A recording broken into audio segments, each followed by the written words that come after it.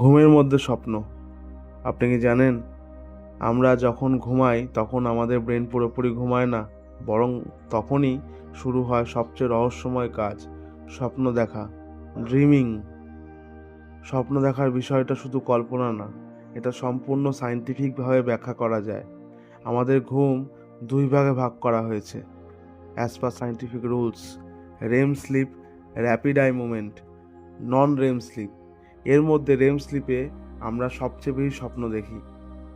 এই সময় ব্রেনের অ্যাক্টিভিটি প্রায় জেগে থাকার মতোই থাকে, কিন্তু শরীর থাকে পুরো রিল্যাক্সড, আনকনসিয়াস। এখন প্রশ্ন হলো, স্বপ্ন আমরা দেখি কেন? দিনভর আমরা যা কাজ করি, যা দেখি, যা শিখি, যা ফিল করি, সব কিছু রাত্রেবেলা ব্রেন শর্ট আউট করে। ব্রেন তখন সেই তথ্যগুলোকে অর্গানাইজ করে। এই যে প্রক্রিয়া, একে বলা হয় মেমোরি প্রসেসিং।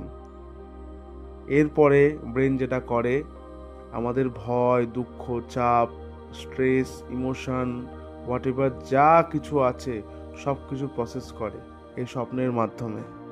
যখন আমরা স্ট্রেস থাকি তখন আমরা দেখবেন অদ্ভুত স্বপ্ন দেখছি। এটাকে ইমোশনাল রেগুলেশন বলে।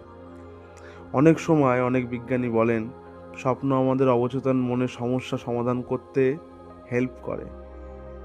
অনেক আবিষ্কার, যেমন কিছু বৈজ্ঞানিক আইডিয়াও স্বপ্ন দেখেই এসেছে। তার কারণ স্বপ্ন আমাদেরকে বাঁচতে শেখায়।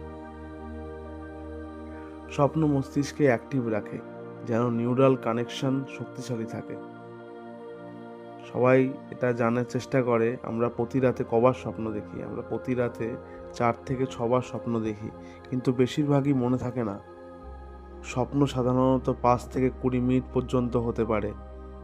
তাই স্বপ্ন শুধু কল্পনা না, এটা ব্রেনের একটা গভীর সায়েন্টিফিক প্রসেস, যেখানে বাস্তবতা আর কল্পনা একসাথে মিশে যায়।